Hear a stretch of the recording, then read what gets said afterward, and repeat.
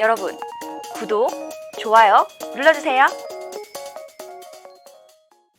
시청자 여러분 안녕하십니까? 비즈니스투데이 조은주입니다. 3월 11일 경제뉴스 전해드립니다. 한진그룹이 코로나19 확산 사태로 항공업계가 더 어려워진 가운데 회사의 생존을 위해선 조원태 회장 중심 경영체제가 필요하다고 호소했습니다. 한진그룹은 11일 입장문을 내고 대한항공은 한 번도 경험해보지 못한 최악의 생존 위기에서 전 임직원이 혼신의 힘을 모아 위기 극복 중이라며 이러한 시점에 회사를 위기에 몰아넣은 조현아 전 부사장과 수익 극대화를 위해 명분도 던져버리는 사모펀드는 그룹의 생존에 심각한 위협을 가하고 있다고 비판했습니다. 이어 한진은 조현아 주주연합이 내놓은 사내이사 후보들은 경영인이긴 하지만 항공 물류산업에 대한 경험과 전문성이 전혀 없는 인물이라고 주장했습니다. SK텔레콤이 정보통신 기술을 기반으로 한 디지털 헬스케어 사업에 본격적으로 진출합니다.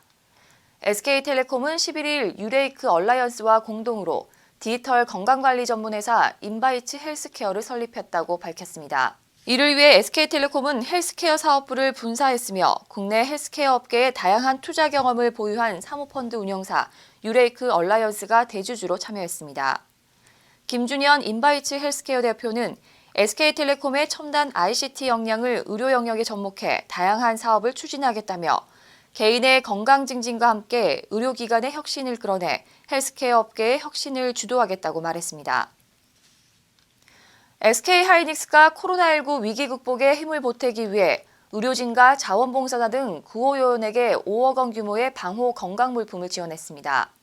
SK하이닉스는 지역경제 활성화 차원에서 지원 물품을 사업장이 있는 이천과 청주의 지역화폐로 구매하기로 했습니다. 또한 이천과 청주에서 지역화폐 25억 원을 별도로 구입해 지역사회 지원과 협력사 상생, 사회공헌 등에 사용하기로 했습니다.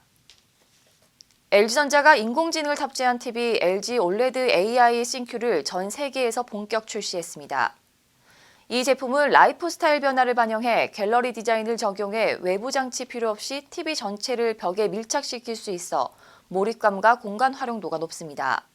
또한 인공지능 알파9 3세대를 탑재했으며 영화와 스포츠, 애니메이션 등 영상의 종류를 알아서 구분해 최적의 화질을 제공합니다. LG전자 관계자는 TV의 본질과 편의성을 모두 높인 올레드 TV를 앞세워 고객들에게 차별화된 가치를 제공하고 프리미엄 TV 시장을 선도하겠다고 말했습니다.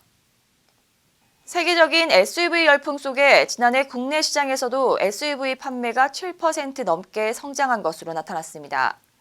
한국자동차산업협회가 발표한 2019년 자동차 신규 등록 현황 분석 보고서에 따르면 지난해 SUV 판매는 전년보다 7.2% 증가했고 전체 판매에서 SUV 비중은 45.1%로 높아졌습니다.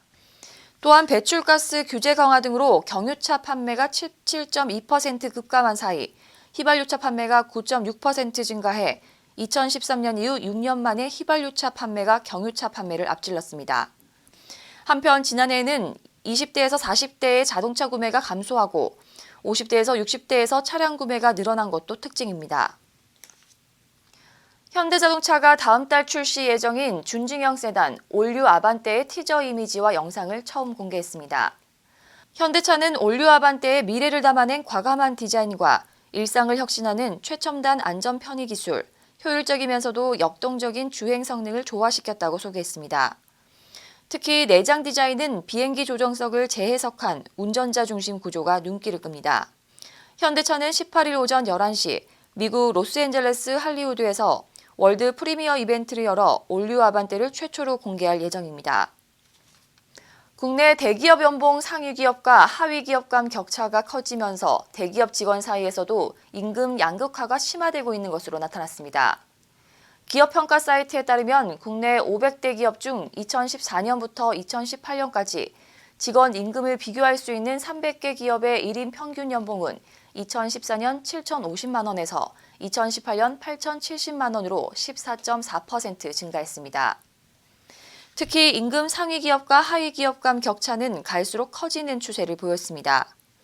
임금 상위 52기업의 2018년 평균 연봉은 1억 1,069만 원으로 임금 상위 52기업의 2018년 평균 연봉은 1억 1,069만 원으로 하위 50위보다 6,967만 원 더 많은 것으로 조사됐습니다. 태광그룹이 코로나19 극복에 동참하기 위해 성금 3억 원을 포함해 총 8억 원을 지원하기로 했습니다. 회사는 계열사 건물에 입점한 소상공인과 중소기업 임대료를 3개월 동안 월 100만 원 한도 내에서 30%를 감면할 계획이며 특히 대구 경북 지역은 한도 없이 임대료 70%를 낮출 계획입니다. 또한 태광은 대구 사회복지 공동모금회에 3억 원을 전달했습니다. 기부금은 의료기자재 지원과 의료인력 필요물품 지원, 취약계층 돌봄 서비스 등을 사용됩니다. 한편 태양그룹 미디어 계열사 티브로드는 협력사 임직원에 보건용 마스크 2만 장을 제공했고 인프라 레저 계열사 티시스는 독거노인 종합지원센터 요청으로 마스크 1,200장을 전달했습니다. 민주당이 비례연합정당 참여 여부를 권리당원 투표로 확정할 예정인 가운데 지역에서도 반대의 목소리가 나오고 있습니다. 울산 남각 국회의원 선거에 민주당 후보로 공천이 확정된 신규명 예비후보는 11일 비례연합정당에 참여해서는 안 된다고 주장하고 나섰습니다. 신 후보는 비례연합정당 참여는 연동형 비례대표 도입 취지를 스스로 어기는 것으로 민주당이 지켜야 할 가치인 정의로운 행동이 아니라고 밝혔습니다. 이어 꼼수는 꼼수인 만큼 남이 한다고 해서 우리가 하는 행위가 정당화되는 것은 아니다며 오직 국민만을 바라보며 정도를 걸어야 하는 것이 선거법 개정 과정에서 보여준 정치개혁에 한 발 더 다가가는 길이라고 강조했습니다.